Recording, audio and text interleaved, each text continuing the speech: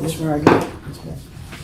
I was hoping you'd let me just tell y'all what it is in your committee meeting. if Okay. That's okay. Okay, that's fine. They already did the work. That was the stuff I talked about a couple months ago. They didn't have a problem with today. Wholly different problem. Another big So problem. big enough. Yeah, it's always something.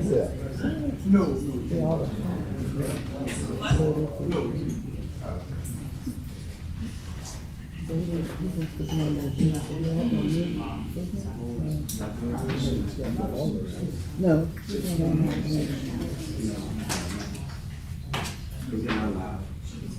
Okay, well, this, since this is committed, we have an overall fund. You're also, you are here. Okay, It's 5:35. Before I start. Call the committee meeting to order for the Port Allen City Council, February 7th, 2024. At this time, I'd like to request everyone either turn off or silence your electronic devices, please. Again, we'll recite the pledge of allegiance.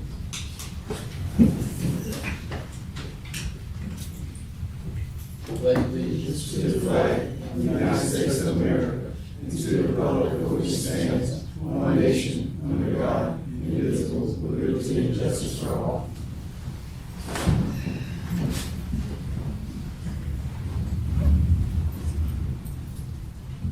Call the Public Safety Committee in order to establish a quorum. May we have a roll call, please? Mr. Riviere, Here. Ms. Lacy, Present. Ms. Gordon, Here. President. Okay, thank you. Item number 4, the Police Department report. Chief Hicks. Good evening, Council. Mayor, leading Public Safety Committee, in order to keep both yourself and the City Council aware of the activities of the Port Allen Police Department, I offer the account for the month of January 2024. Alarm home businesses 31, assisted Port Allen Fire Department 8, disturbance 20, theft 17, noise complaint 5, civil matter 9, Port Allen Fire Department medical 36, information 16, incidents by location northeast of Court Street, LA 143, northwest of Court Street, LA 163, southeast of Court Street, LA 148, southwest of Court Street, LA 154, and south by 1019. Total suspects arrested 28, traffic crashes 30, traffic tickets 20.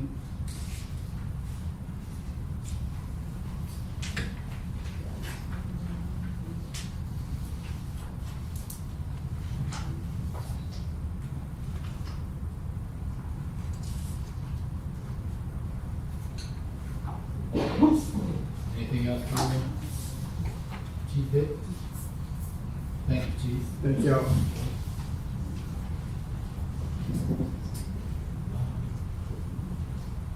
Yeah, he's on the way. Okay, we'll skip over, agenda item number 5, item number 6, adjourn. Public Works Committee, first, before we start, I would like to amend the, meeting to allow Mr. Tony Ericon to speak, if that's okay with my committee. In a unanimous vote of the committee.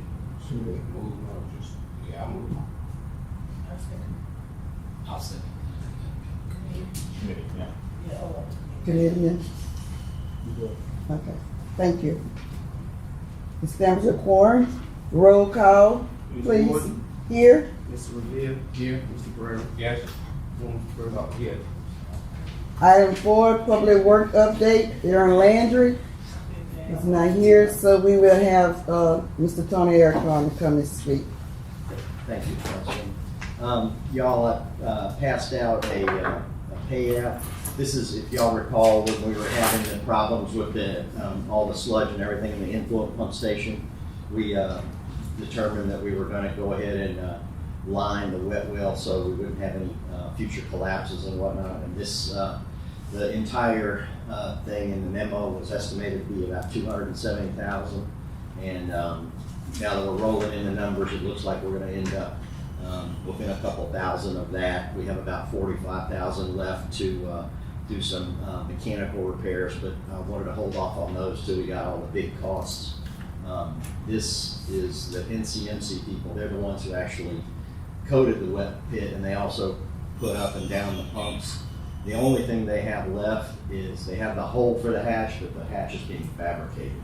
So the request that I'd like to put on next week's agenda is basically for this 92,250, and then probably the following month we'll go ahead and do the other one's 92,250, the other is 9,250 the following time when they put the hatch in, assuming they put the hatch in. So if y'all could do that. And then I had at least a little bit of good news. We, I don't know if y'all recall, we submitted for a CDBG application, and they do it differently now. They actually kind of shortlist you. They give you they get everybody's, and then they say these are the people who can go ahead and submit a full application, and we were one of the ones that were selected. So, I mean, it's the next step. It doesn't guarantee you, but obviously it's much better than not getting shortlisted. And I'm sure some of y'all know that we're having issues at the wastewater treatment plant again, but it has nothing to do with the inflow pump station. It's the effluent pump station. But obviously, we're trying to stay on top of it. Hopefully, I'll have good news at the next meeting. Thank you. Any questions? Thank you. That'll be on the next agenda for next week. Item 5, adjourn. Community Development Committee, we too have to actual amendment to the agenda. The purpose of the amended agenda is to add an item discussing a request to subdivide a certain tract of land in the city and rezone. That's what I didn't, what is it? It was a planning and zoning item for yesterday, but we did not obtain it for. So it was added Okay. to discuss today. Second. Mr. Brown? Voting on it. You have a vote. All right. You have a vote. All This right. is to amend the agenda. Last time we went straight to the, Yeah. Yeah. all right, so yes. Last time we did it in update, so it's in the actual bill. Amendment. This is an actual amendment. All right. Mr. Brown? Yes. Ms. Lacy? Yes. Mr. Hubble? Yes. And passes. All right, so item 1, call order. Item 2, establish quorum. Item 3, roll call. Mr. Brown? Yes, Ms. Lacy? here. President. Mr. Hubble? Yeah, here. Quorum's present. What's wrong with that? Item number 4, update on community development activities with Rosemary Sugar, and she's not here today. So we're moving to item number 5, discuss recognition of Keon Jackson for his second Grammy nomination. Ms. Clerice Lacy. Yes, this young man is a native of Port Allen, and he has been nominated for his second Grammy for his story. He writes Coleman's World, and that's on Netflix. He also has written for Nickelodeon and the Sesame Street Workshop, Amazon Prime, and he has edited other works. But this was his second nomination, and unfortunately, he didn't win the award. But I feel like that we should recognize him in our city because for the fact that the enemy. I think, It was actually an Emmy. The email said Grammy. Oh, correct, yeah, Emmy Award, yeah, I'm sorry. Yeah, but I The feel like request said Grammy, but we found out after the fact that it was an Emmy. Emmy nomination. and I think he got nominated again for 3 more things recently. Yeah, we had a recent one. Yeah, Yes. I mean, like, recently. This year, wasn't it? This year? Was it this year? Huh? I mean, just recently. Yeah. Well, I feel like that we should definitely recognize him then for his talents and that his work is definitely geared to our youth. And we want to make sure that our youth see what type of role models are around them in this community. And let him know, even though he did not win those nominations, he's also a winner, but he's a winner within our community. So I was looking at recognizing him. I would have liked to recognize him for the month a Black History Month, which, not saying that we can't, but he can't be present until next month because of his schedules and, some prior, engagements that he have. But I would like to maybe do a proclamation and give him some type of award on behalf of the city. That's good. Yeah, sounds good. Maybe like do a National Tion Jackson Day, something like that, or, and I think I spoke about giving him like one of the awards that we give out to our city employees, just to have a token of appreciation from him. Is there a possibility of having him present? Yes, in March. In March, So it had to be in March. he could come for the second, the, actual meeting.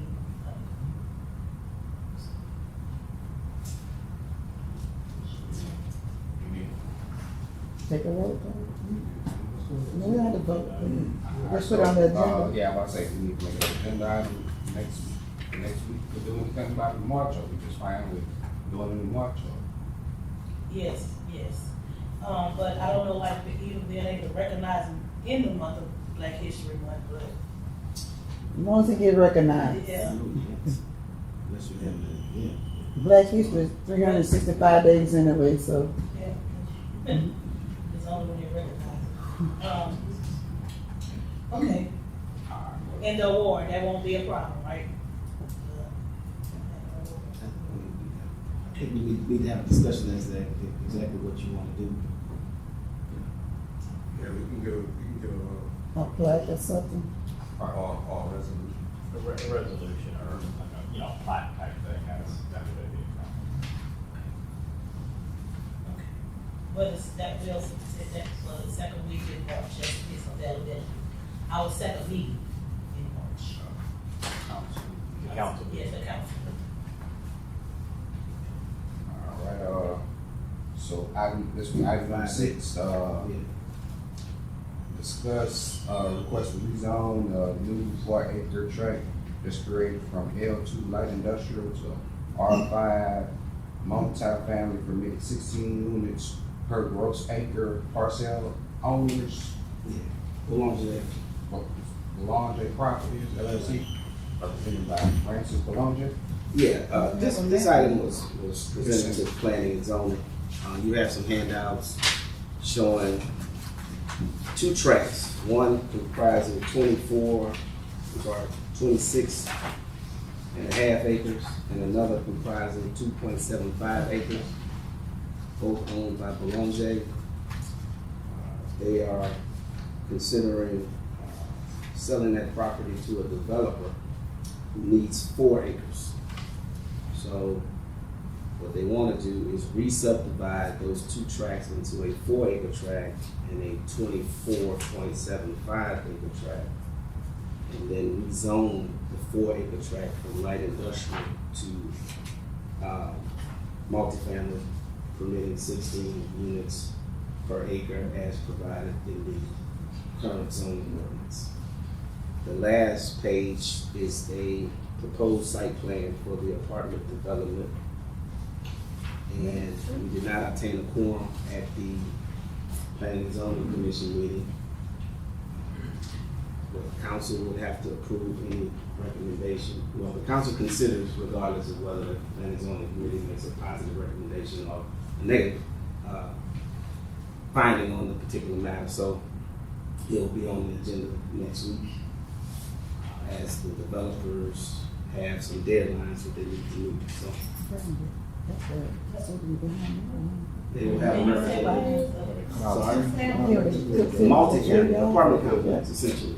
It's currently on light industrial, both pieces, but in order to get the 4-acre tract in the location they wanted, if you look at the third piece, the blacked out portion with the lines, that would be the new 4-acre tract, and the rest would comprise the 24-acre tract.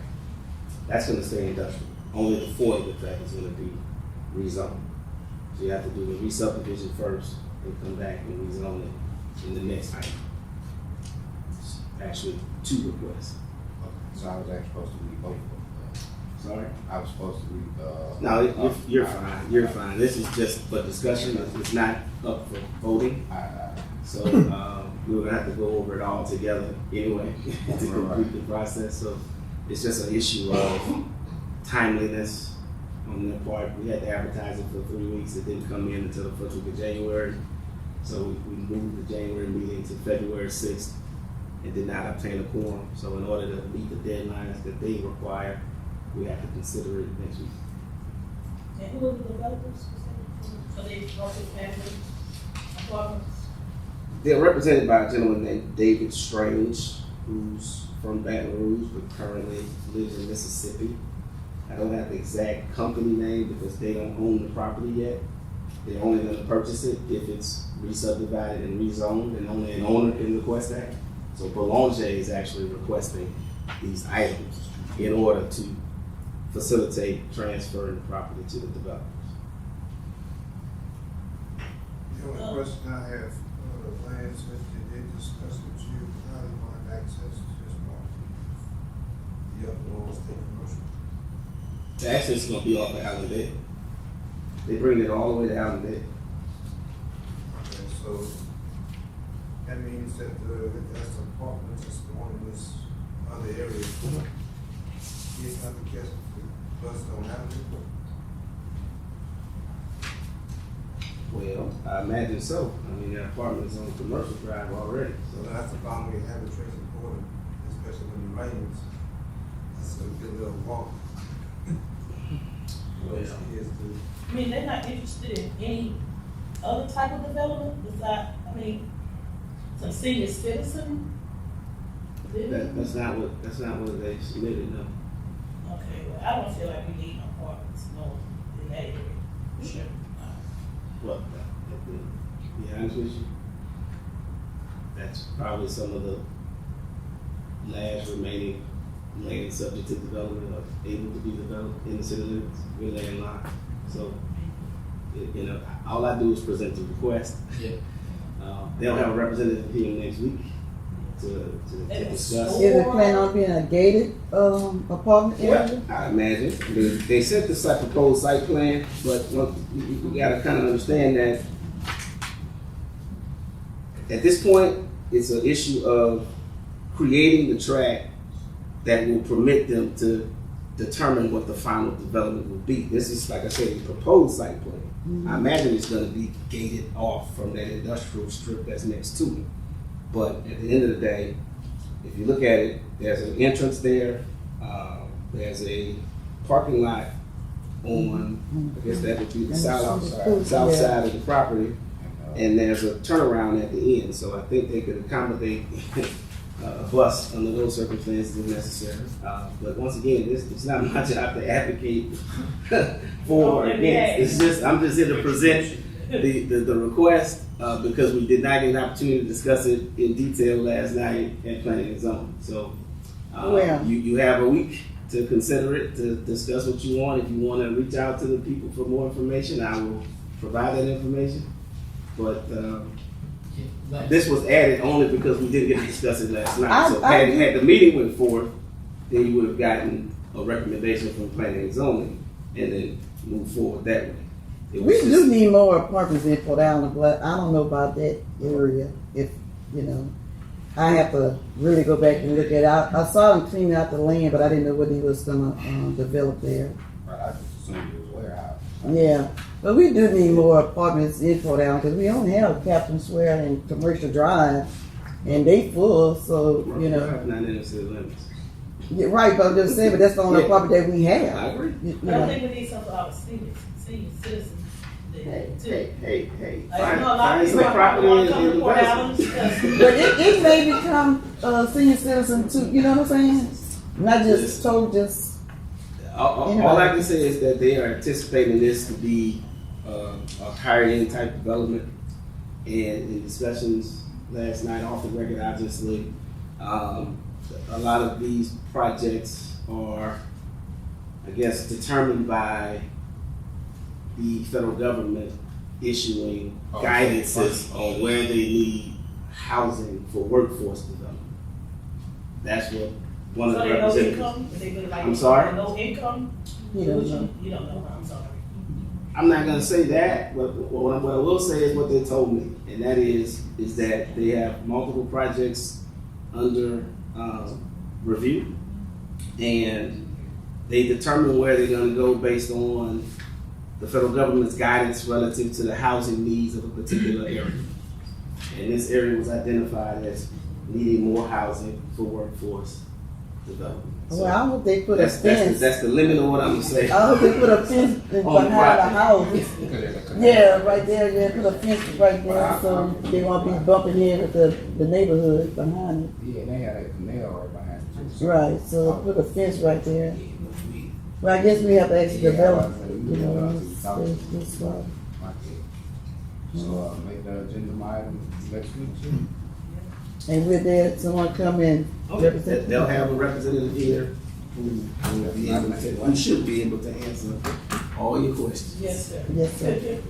Alright, item number 6. Oh, wait, I'm sorry. It is planning and zoning, they won't be able to go back to them because they don't be again to next month. They only make a recommendation. The recommendation is not official. I mean, the council can vote as they see fit. You got to ratify their recommendation or Yeah, just because. overrule their objection. So Yeah, we can do that with the planning and zoning. Yeah. I think, going to the, people in that area, yeah. No, I feel like Well, considering the people in You have the to, community. Ms. Lacy, you have to look at the fact that it was a public hearing and no one from the public showed up. So it was advertised in the West Side Journal for 3 weeks, and there's been a sign Yeah, I saw the on sign. the property since that date of first date of advertising. So we follow all of the guidelines set forth in the ordinance. I know, you know how it is, you know how a community can be. It's just, I feel like sometimes it's, you know, the leader's responsibility just to sometimes put it out and just get some feedback. You know? And I know that's going over, maybe going over. Since you opened the door, this is what I will say. I see a lot of requests, and bottom line is, we are landlocked. If you want to grow and try to add residents, this is one of the last possible places and ways to do it. But, you know, hey, if y'all want to pursue annexation, it's there. But other than that, there's really no land left within the city limits to do much of anything. So, just a consideration.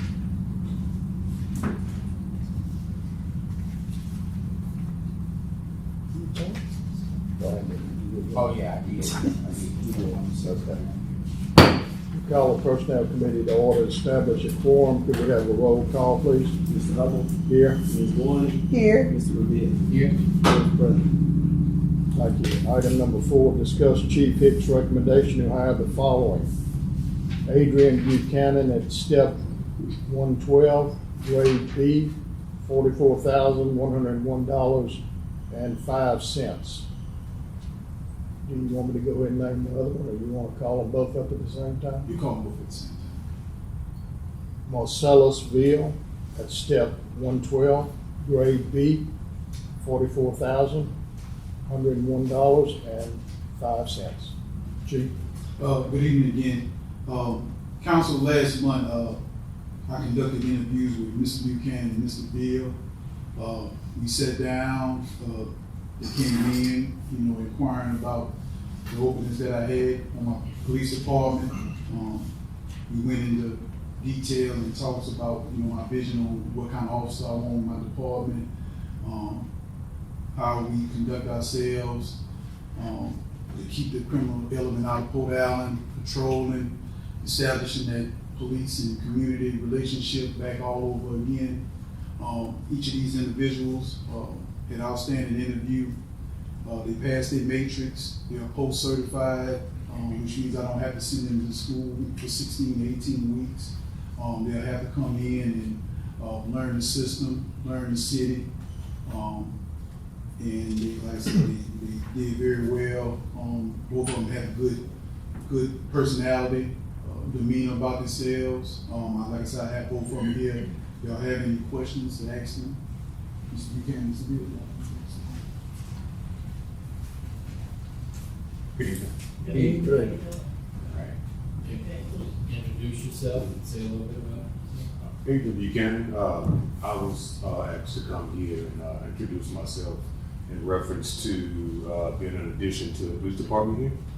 I was born and raised in Baton Rouge, Louisiana. I've been in law enforcement 15 years. I just feel like I can bring some professionalism and the community policing support out of it. Why do you feel that? From my experience and my demeanor, I have a real professional, nice demeanor. I know how to talk to people. I know how to relate to people of all nationalities and cultures.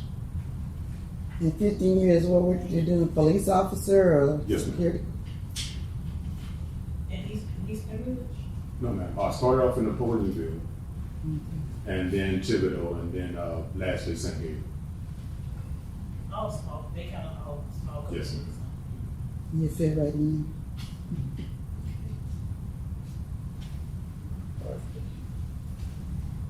Good evening.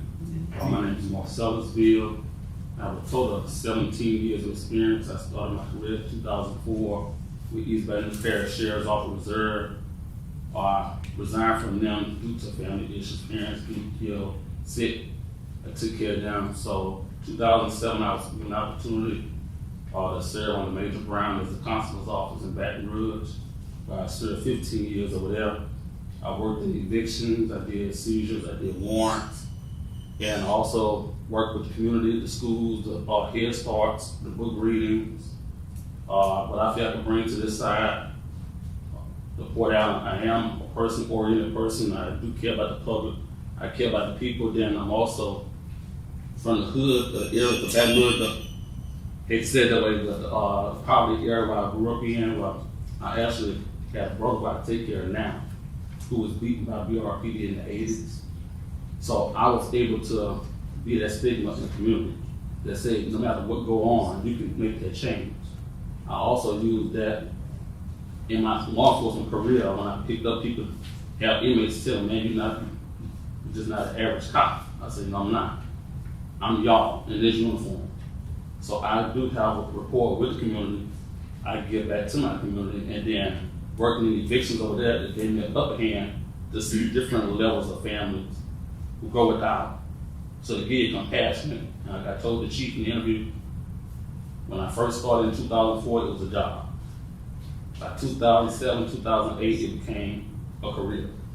When in 2011, the Council's office knew to respond to shootings. I was the third one on the scene at a bank robbery in progress.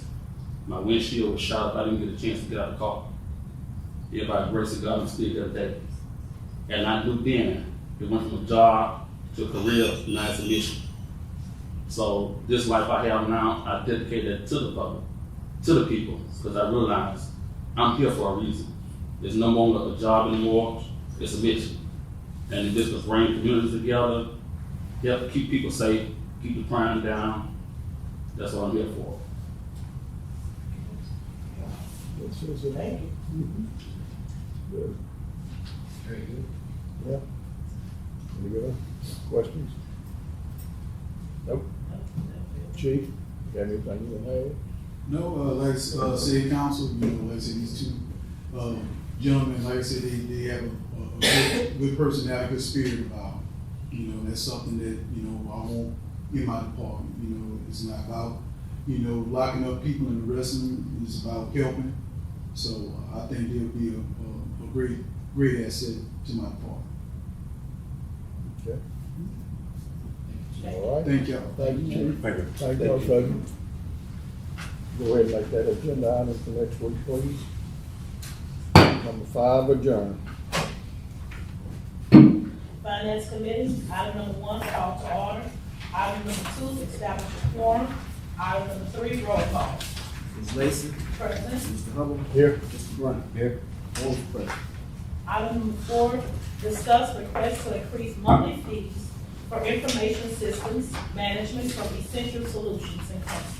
Mr. Bob White. Madam Chair, thank you, Council members. You hear me okay? So, my company is Essential Solutions. I had last time I was here was 2020. So I'm gonna just go through what we do. We opened our IT company in 2002, and we've worked with the city since about 2006. I can't remember the true date, but it's getting close to 2 decades now. We've done the IT for the city. We moved you guys to a managed service, fixed contract in 2016. We updated that contract in 2020, and now we're asking to update it again. Since it's been updated, obviously there's been a lot of inflation. Everybody's had to raise prices on just about everything. You should each have a copy of a chart printed from Excel. This is our breakdown of our hours for 2023. So this is the number of hours we spent doing IT under your contract per month, then the average. The real-time cost for monitoring for the city is about $175. So just to put that in the calc per month, so put that in the calculation, we just add we add an hour. So that brings you to an average monthly hours of about 34 hours. If you paid our rate hourly for that, you would pay $4,239.58. You paid $3,000 a month. That's the crux of what we're trying to do. Our proposal for going forward would be moving that contract from $3,000 per month to $4,000 per month, which would still save the city versus paying hourly $239.58.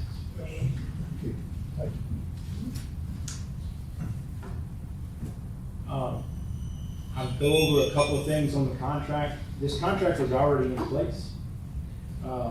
We can do a couple of different things, but what we would like to do is do a full refresh of the contract.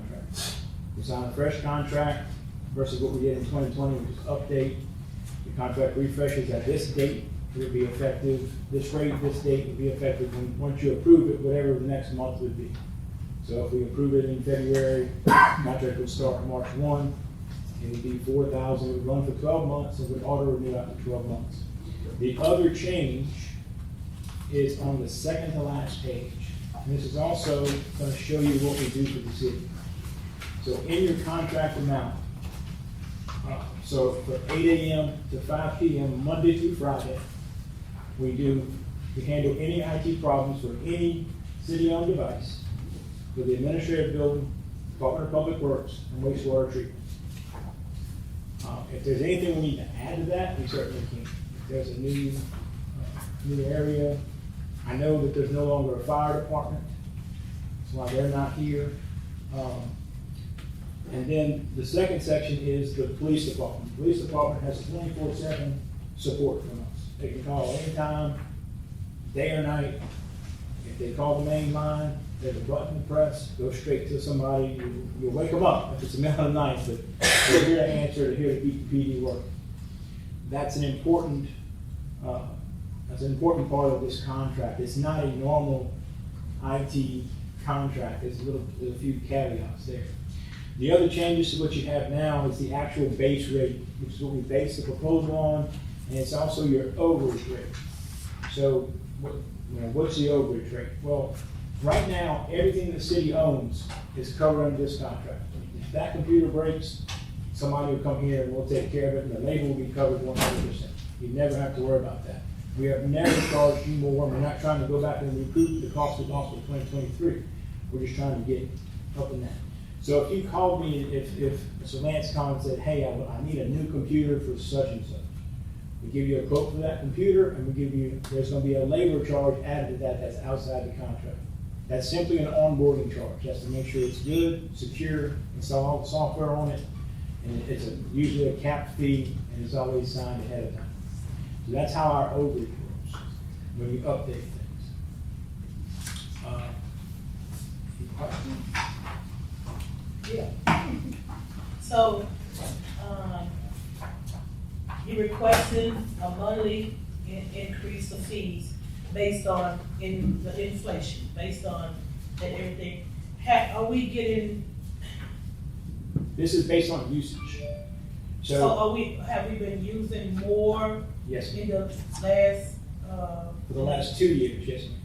We've had more usage going on. Like we haven't had any more hires, or everything pretty much been staying the same. Why have the usage been so much, I'm not sure of that, but if we don't, if we need to handle the usage, there's ways we can do that. So we're here every Monday. Every Monday, my staff comes, make sure that the city's working properly, and we update whatever needs to be updated.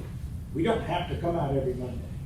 It's not in the contract to come out every Monday. It was requested, I think, in 2008, and that's just what the city has always wanted.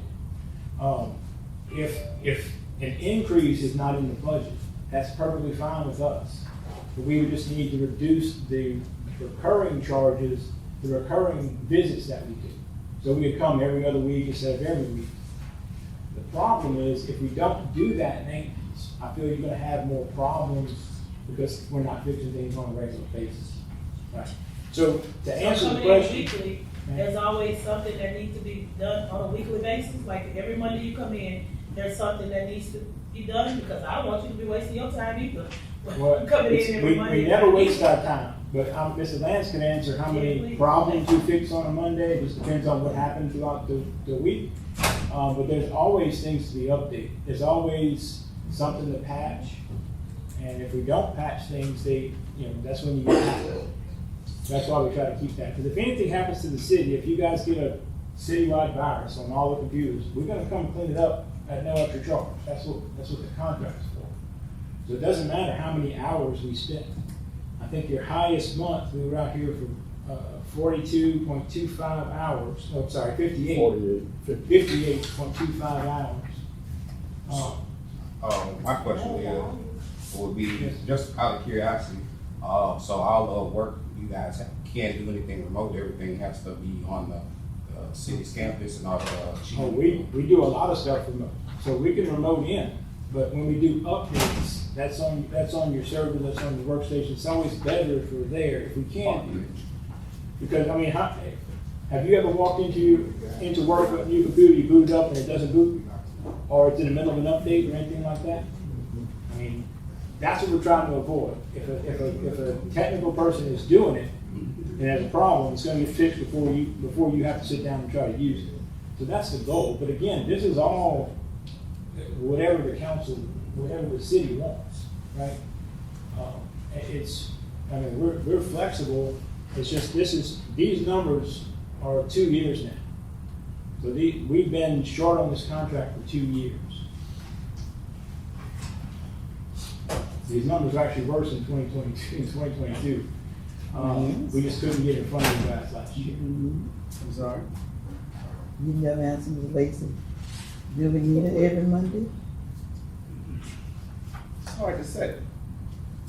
But what I will say is that somehow most Mondays there's always something to do. But as you know, I'm not an IT guy, but I can elaborate. A lot of these issues are associated with the systems that are in place. The hardware, the age, the type. I mean, we've only purchased new computers as replacements.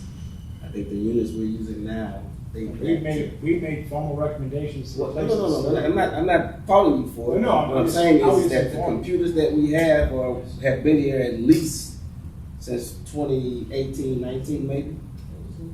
Sorry? 19? Right. So a lot of that has to do with the maintenance that's involved. For instance, we bought new laptops for the police department a year and a half ago. The software had to be changed because the software that they were using wasn't compatible with the new hardware. So you're going to always have those kind of overlaps in terms of hardware, software, so on and so forth. I had some of that in my own personal business where I had purchased software years ago. New computer comes out, it's 32-bit, 64-bit, I don't know what all that really means, but I just know that the old software wouldn't work with the new computer, so I had to buy new software. So it's always some type of, issue. If it was easy, you wouldn't be here. Indeed. But that being said, these numbers are only on site. This don't include the remote work. No, it's everything. That's what I thought. So the remote work is included Oh, yeah. in these numbers. So, So it's not always. We They do a come lot. here. They're not here all day on Monday. It Okay. might be hour, might be 4, could be hour and a half. Depends on It what's varies. going on. Correct, but Yes. keep in mind this is citywide, so they may have to go to DPW, they may have to go to wastewater treatment, and the police department as well. So you Okay. know, to clarify also, yes, if someone calls, our first goal is gonna be to quickly fix it remotely. We have our remote software installed on everybody's computer. Normally, all you have to do is say, I am such and such. And like that, we can be looking at your screen with you and fix the problem. Every single weekend, all the servers for the city, in the PD and in administration, there's not any in DPW, but all the servers, every Sunday night, get updates. So we're remoting into the city, and we're late Sunday night, we're doing your Microsoft updates on your server, because if you've ever worked on a computer for any length of time, if you don't reboot it from time to time, it gets slow. And the servers are the same. So that's part of this maintenance too. And the bottom line is, everything that you have, we cover for this contract. I'm gonna ask, just kind of changes it. Our things, are y'all responsible for this? No, somebody totally different. so And have we ever considered an in-house IT? Just curious. we discussed it. The problem with in-house IT is this contract is $48,000 a year. To get somebody with the skills of my team, you would need at least somebody with 120, and then you also have to consider payroll taxes. I'm cheaper than a police officer, It's been considered. and I don't have payroll taxes. Just Now, this system, they did some of the work in terms of coordinating with the Link Integration who installed it, as far as integrating it with the servers and things of that nature, right? But Link Integration installed this. It was a turnkey job. As far as resolving the issues, part of the problem is that you kind of sort of have to have someone to tell you what it is that needs to happen, so that the people you're dealing with, so you can have an informed conversation, right? If you're not a tech person, then you have to get a consultant to tell you you need A, B, C, D, E, F, G, so that they're not pulling your leg. I mean, I'm not saying that's what people do, but in order, if you want to be thorough and have an informed conversation, then you have to have some guidance in terms of what you need to be talking about and exactly what the issues are. And so that is the reason that this system has not been resolved, because finding someone who can provide that information has not been easy. someone from, No, not from them, because they're gonna come in and say, hey, when they put this system in, they did a quote, state contract bid, quote, what have you. But if it was a little bit difficult, because they did not include maintenance. They come back after it's installed and say, oh, maintenance is gonna cost you this. And that maintenance has not been contracted. so can this company do anything with that line of communication to kind of get that on track? I mean, Well, let me put it this way. This system, I may consider that. well, let me put it this way. We've had conversations about this system with multiple people. I've contacted Mr. Toby here, who connects to it to perform the live stream. He's very knowledgeable in the area as well. The problem is, forget the hardware, the screens, the TVs. This system had to be coded to do what it's supposed to do. Okay, it just doesn't come out the box like that. You have to tell it that we have 5 council people. You have to tell it that the mayor can only vote if there's a tie with absence as opposed to an abstention.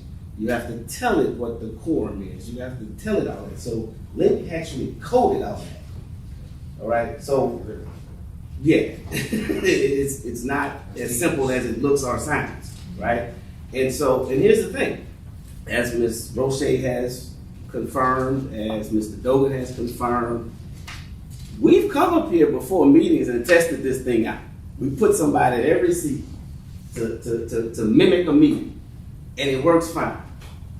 And then 45 minutes later, it doesn't. Same thing with the problem we're having with the air conditioning. We've come up here early in the day, and the room is comfortable. Meeting time is 95 degrees. Hopefully the airport should just be able to resolve, because facility automation has been here the last few days, upgrading the system that we talked about over the last couple of months.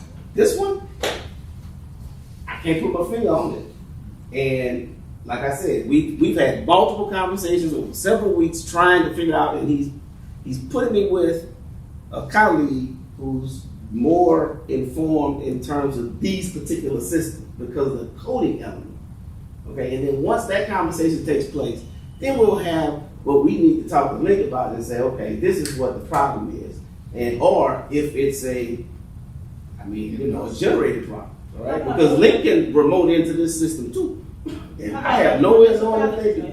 Sorry? How about other municipalities that use this? The only other municipality is the parish, but the parish system is a little different. The same company that put this in, Mm-hmm. they haven't put this system in any other municipality? Well, I haven't asked them for a client list. I know that the purpose. I'm sorry.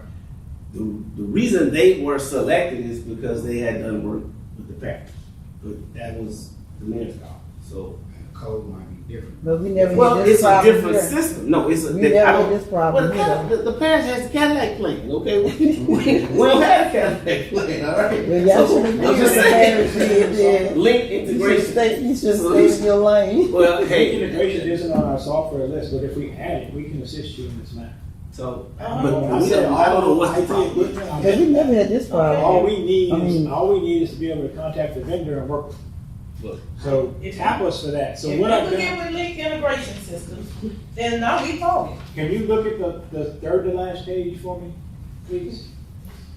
So, and y'all, during this clean time, please review the full contract. If you have any questions, you can get in touch with me.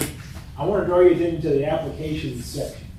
So this is everything that we are aware that the city has that is under the contract that we support. So if it's listed here, it doesn't cost you a dime from us to try to troubleshoot it and work with that vendor to fix it. We don't know Lemus.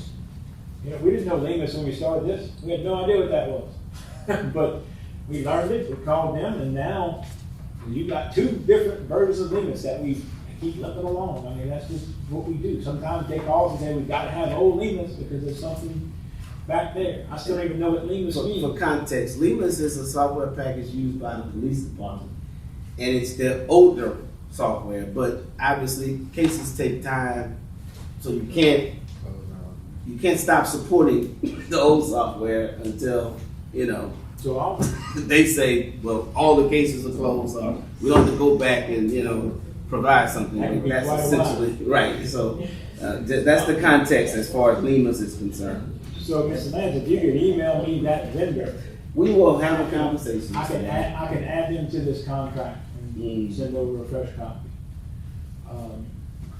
And the coding and all that, that'll be something that you could. Well, we're not gonna code It'll their, get with No, the- they're not we're gonna not code we're this not gonna be able to software. code That's their part of the system, issue. it's gonna be proprietary. Right. But we can talk to them from a technical standpoint. They can't BS us, to be quite frank. They're not gonna be able to be, I do code for a living. I may not code this system, but they can't say blah, blah, blah, blah, blah. You'll know. Right. That you don't understand. Exactly. That's what I will we- say, no, that's not true, and that's why you know. But keep in mind, sometimes it works 30 minutes before the meeting.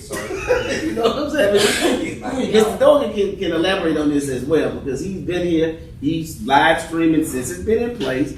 He's interacted with the main unit in the back room back there, and I'm telling you, we come up here, we run a test vote, and everything worked fine. Until we sit in our seats. There it It's is. something And- check. I know I'm heavy set, So, yes, but come on now. And- come on, man. Let's see and what's just- going on. And just to clarify, for Ms. Joseph, the software, the QSys software that they use is It literally, you need training to code their system. I've looked at it, I've tried to understand it. That's something that some hands-on training really does need to take place. And like he says, sometimes we'll come in, we'll test it.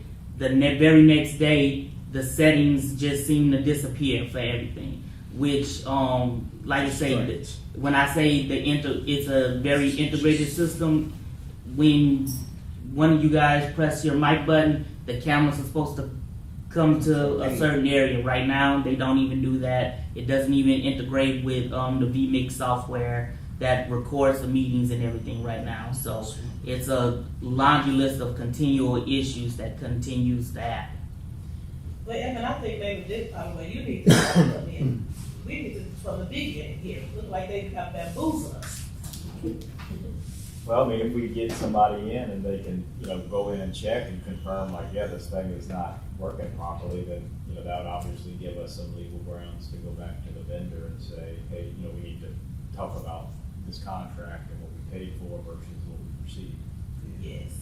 But, we need kind of, an expert to go in and kind of troubleshoot the system, especially when it's not working. Which is what I say. And try to figure out, okay, it's not working. Why is it not working? Is it not saving the settings or some kind of issue like that? But, until you get something like that, we really don't have much grounds, to go after them. Other than saying it's not working, but Well, they're going to that's point the finger right back at the city. a central solution is like our reliable source here. So we could take from what they're saying and be able to transfer that information because they hear. So I think that's maybe where we should go with that. And if you are willing to put, what's the name of the company? Integration within this whole contract, and Our goal is to take care of all your IT. We don't code, Councilwoman systems, but we work with people who do all kinds of things. So yes, so that would put, so we have, if we move forward with this contract update, we have two ways we can do it. What we did in 2020, it was just a verbal of, we're gonna move the amount from 2,500 to 3,000. That's how we got where we were 4 years ago, where we are now 4 years ago. To do that with this one, we would have to say we're gonna verbally amend the amount, the rate on that second to last page I showed you, and add that software. Alternatively, we add the software, I send you an agreement, and we actually execute a new one. The difference is, right now, this contract expires in August 1st. So if we just amend it, it still expires August 1st. If we refresh it to a new contract, it would start at the next period, which would probably be March 1st if we do it quickly. And then that would be a 12-year contract to March 1st. I'm mentioning this because it was mentioned to me that y'all wanted to bid this contract. Yeah, I'll handle that. So yes, we've had this discussion for some time, and the mayor made the decision to issue a new RFP to request proposals. And like I said before, I am not an IT expert. So I contacted an IT expert to assist with drafting the RFP to ensure that we covered all the bases, dotted all the I's, and crossed the T's. And of course, the first question is, well, what are you doing when we're going to rebid our IT services? Well, I'm not interested in bidding. So now I'm back to square one. So you can't write my RFP if you're going to bid, okay? So it's kind of complicated, right? Because I know a lot of people that do IT, but they all own their own IT companies. And when I say, hey, I need you to come talk to me and help me out, they'll say, hey, I might be interested in bidding on that job. So now I got to stop. Okay, so it's a little bit of a conundrum, right? Because I'm not going to create any conflict of interest, anything like that. And anybody can tell you, all the people that I talk to, some of you know, some of you don't. It was in a discussion when they said I'd be interested in bidding. So it's a situation that's a little bit difficult to address because, as everyone here has alluded to, you have to have consultation in the arena, in the field. Okay? I can do a lot of stuff with a computer. I can't code. Okay, so, but we're working on it. I mean, I'll tell you what I told Mr. White. We can discuss an increase leave the August 1st date in place. And between now and August, hopefully we'll be able to get an RFP out and rebid the contract. If his bid is the lowest bid, fine. If it's not, everybody had a fair shot. I have no fear of bidding this contract. I'll take the Pepsi challenge with anybody. And We have been doing your work for almost 2 decades. Right. I think we do a really good job. But when we do bid the contract, it's important to remember what we do. So it's a completely unlimited contract. It's 24/7 for the PD. And although it's not in the contract, this is inflated because we're here every Monday, even though the contract doesn't stipulate that. That's how those hours got higher, because we're here every Monday. So if you bid that however you bid it, we can change our contract if you want to, put the Monday thing in writing or whatever you decide to do. But if if we bid this differently, like if we bid it as a normal IT contract, because you're not a normal IT contract, it would just be all the support is covered. There's no mandate to come every Monday. There's no 24/7 PD. That's usually outside of a normal contract. So, I mean, sure, we'll bid it. This would be my bid if I was bidding this exact contract right now, because I have the advantage of seeing exactly what it has cost me over the last 2 years. So I know what to bid. And I also know that my rate is low compared to my competitors in this area. My base rate, which is at 125. And just want to know this while we're on. Our email, that's generated through them as well? Well, we own our own server. They support the server, I yeah. received the email. I'm sorry. I haven't received Hey, it. I believe I spoke to you last month. He was actually looking for a couple of y'all emails, but I didn't have them off the top of my head. I attempted to call all of y'all Yeah. and get your emails so that when I sent this proposal in this year, I would get the council as well as the mayor and Mr. Lane. What email are you referring to? My city. I'm sorry. I've never received one. Okay. She doesn't have a city A account. city account. PortAllen.org email address. Okay, well, we can definitely get you one of those. Yeah, well, that's all based on licensing. It could be that we have to increase our licenses. I don't know if we purchased enough to cover. I have to Yeah, ask this kid. right, but if that, I thought you were talking about, there's 2 issues going on. That's nothing to create an email address. The other issue is we're having emails that are bouncing back or that are going to spam folders. And, the committee meetings was a group, Essential actually created a group. So you don't have to, previously we had to add all those emails individually, okay? And so they created a group, but for some reason or another, there's a glitch in the system to where certain emails, that's why you sometimes will see one address at the top, everybody's in it, and then yours will be afterwards, we'll add it to make sure. Because there's something going on with that group, right? And it's been reported, as far as what the status is. We don't know until someone tells us they're not getting the emails or it's getting spam. So it doesn't always occur. So it's just one of those things. So, but we'll definitely get you a city email set up. Anybody else want to see it? Lane, I did try to send out an email to all council members last week, and it all came back saying that they weren't valid. So I don't think any of them have one. No, they don't have city email. No, well, they were given the list. So when the list, when we put the system in place, everybody that was supposed to receive one, now everybody didn't request one though. Does everybody want a city email? That's what I'm saying. I think it was only one, right? Yeah, I had So one previous. I had one previously. I was forwarding it to. And if you had one, see, all of the addresses didn't change. The addresses were just migrated from Network Solutions, I think we had, into the city server. So if you had one, it should still be in existence. You just have your personal email? You two were new to the council, and you might be the one that made that request. So I'll find out what happened. But the list was provided, so it could be that you just never communicated or put it on your phone, so to speak, because they'll have to put it on your phone for you, or at least give me the settings because of the service that you have, the information you have to put in so it'll come to your phone. But you probably can access from a terminal. They'll have to give you a login to do it on site. Okay. Shoot us an email, put on a ticket. I would just say, Thank you. I don't work at City Hall every day, and I'm not in the system every day. I never will be. But from all I've gathered, from looking at what the contract says, what you guys cover for us, 24/7, 365, nothing's perfect. But we have a known commodity here, and they seem very loyal, they seem very prompt, very conscientious. Yeah, maybe it is good business to put things out for bid every now and then, but sometimes be careful what you wish for. I think Essential's doing us a good job, so just those are my thoughts. Appreciate it.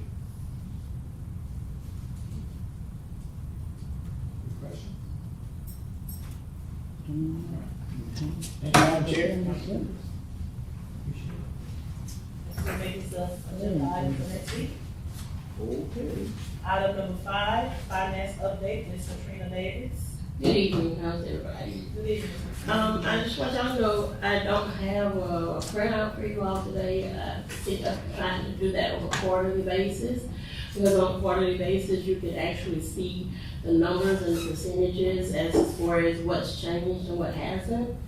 But I know we're on track right now to successfully meet all of our numbers as far as the finances are concerned. So, we have some issues in the back with the pumping system that's going to kind of take a bite out of our budget, but outside of that, everything is running smooth and on track.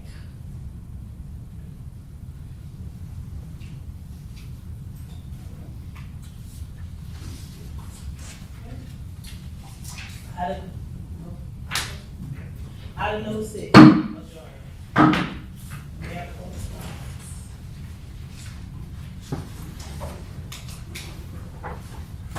Good evening, guys. I'll try to be brief. Got a bunch of things going on. First thing is, everybody's aware that this Sunday we have Good Friends of the Oaks Parade, Mardi Gras Parade. It's gonna go on that schedule. The thing they're gonna do, if they have to cancel, it's gonna be a last minute cancel. So we are predicting, they have predicted 50 to 70% chance of rain. According to Mr. John Blackwell, if it gets severe, they will cancel the parade. So it will go on schedule at 1 p.m., same route as always. Oaks Avenue to Jefferson, to the Court, to 6, to Louisiana, and back down Jefferson to the Park. Secondly, the following weekend, after Mardi Gras, we got our Black History Day Parade. I got a little addition to the route, it's changed up. It will start at William Lee Park on February the 17th. And it will go up Louisiana Avenue to Alexandria, all the way to Alexandria to 4th Street instead of California. Oh, the old route. Go down Court Street to 14th Street, and then back to Louisiana Avenue, and back to the Park. And then you'll have a function at William Lee Park the rest of the day. Unfortunately, just like Mr. Joseph said, our planning and zoning board members, for some reason, they don't show up as usual. And this was a rescheduled meeting. We usually have it the last Wednesday of each month. They're scheduled for this past Tuesday so they can get the information in. Unfortunately, we only had one member short. Unfortunately, also Miss Liz Holmes, y'all aware that she is ill and she has turned in her letter of resignation. So, and also Mr. Gordon Patek, he has turned his letter of resignation in. So now we have, out of the 7 board members, we have 5 board members that are currently on the board. My intention to y'all, at next week's meeting, I have 1 board member that's active on the board of adjustment. That's Ms.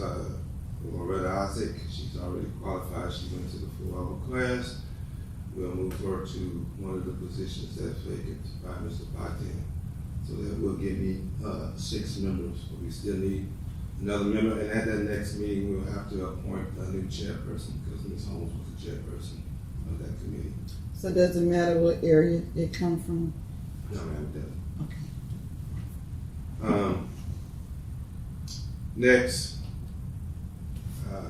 we discussed about the Board of Adjustments, as we just mentioned, and once I move Ms. Isaac, I will not have any board members available. I have one person, Ms. Smith, who I think she still wants to be a part of the board, but I think she moved to Baton Rouge, so she might not be qualified anymore.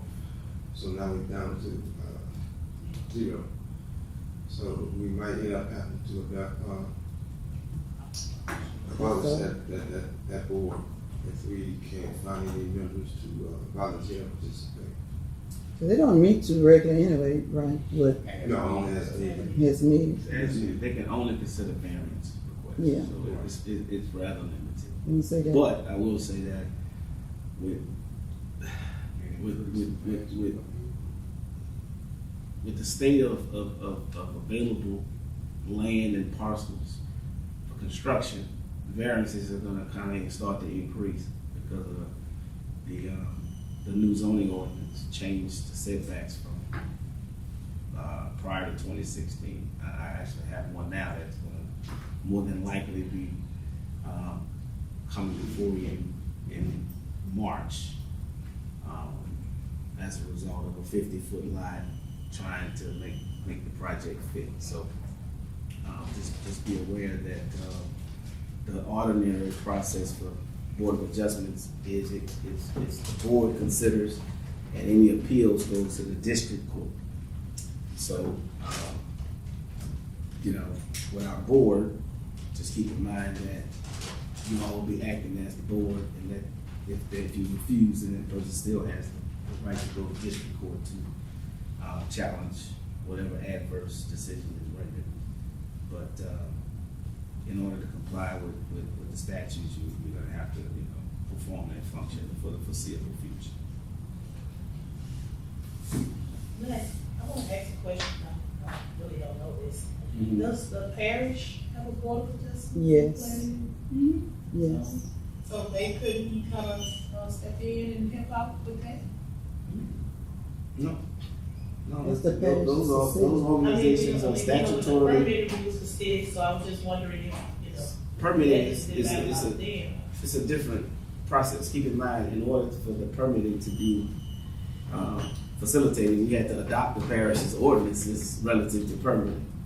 These are statutorily created boards. So, I mean, that's something there may be some type of cooperative endeavor agreement that can be entered into, but the issue becomes the ordinances and the requirements are not exactly the same. So you have people trying to regulate different structures. The parish has different setbacks and different development requirements than we do, and so on and so forth. So, And also the parish paying planning and zoning and board of adjustment. And this is volunteer. So that's probably why it's so hard to keep some. I was just wondering while we was going through all of that rough patch. No, that's all I was wondering. honestly, I think, while the Board of Adjustments is statutorily created, the regulatory scheme is designed to keep the council out of it. So, for me, the better thing to do would be to have the administration just administer the planning and zoning ordinance, and if the person has a problem, then they can take it to court, because that's what's supposed to happen. The whole concept of Board of Adjustments is it doesn't come to the council if you recognize. So it's designed to remove the district-based politics, right? Because you all represent individual districts with the exception of you. The mayor, on the other hand, is citywide. So, we still administer the ordinance, right? It's only when someone wants to deviate from that ordinance that an issue has to be considered. So, that's how I would prefer it to operate. because it's a lot smoother and it's a lot faster. I've been- Because a lot of folks, see, people don't understand. We have a lot of requirements and regulations that are built upon antiquated systems. You know, we charge $50 for a variance request, but we have to advertise that in the paper. So it's a loss almost immediately, right? And some things have to be advertised for 3 weeks, and we have to put a sign in the yard.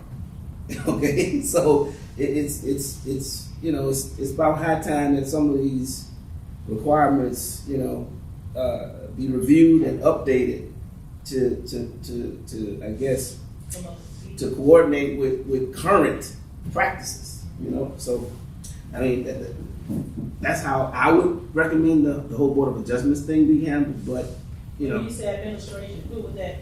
that's me and the mayor. I mean, because at the end of the day, it comes through us anyway, right? And I have been utilizing a strategy in which if a person wants a variance, typically it's to reduce the variance. You don't need permission to increase the setbacks, right? So right now we have 8-foot requirements on the sides. It's usually the sides that create the problems, right? The front and the back is 20 and 15.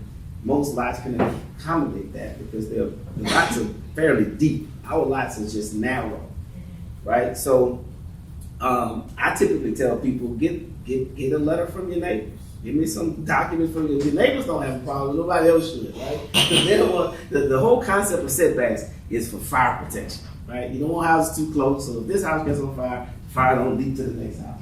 That's essentially what it is, and for aesthetics as well. But the primary concern is fire protection. So we're not going to let somebody build a house 2 feet apart. You know what I'm saying? So at the end of the day, it's a matter of trying to facilitate, you know, development, right? But keeping in mind the ordinances and all of the different factors that I guess should be considered. So if a person has a problem, they can still go to the district court, which is what they would have to do if the Board of Adjustments refused. So we're not changing anything except for the fact that it won't be a per se public hearing. And the only, like I said, the only reason I think that works is because you asking for people in that immediate vicinity to submit a written documentation saying, hey, they explain to me what the problem is, I don't have a problem with it, no objections. So you're kind of covering your basis in that regard. So. Okay. Yeah, move on. Other thing is, I'm gonna request that the council given permission to advertise for 2 vacant positions, one in fleet maintenance. Mr. Mark Banks resigned his position, so I do have a vacancy in fleet maintenance, and I have 1 vacancy left in roads and drainage. So at the next council meeting, I'll be requested to advertise for both of those positions. The next thing is to advise you that the corn restrooms are complete, and already we had vandals. Already? Already what? What they did? Vandalizing the restroom. What they did? Well, some of the kids went chalk and rolled all on the front door of the restroom. They tried to kick in the vents in the restroom. You might have to put cameras out there. Yeah, and then they went in the bathroom and broke one of the soap dispensers on the wall. So, I got the guys come out every day. In fact, one just came in a few minutes ago. He said the kids threatened him not to lock the bathroom. So I had to call the police over there to go so he can lock the bathrooms up at the door. So those are things that you just got to deal with. That's all. Well, they have to set the clock too, so.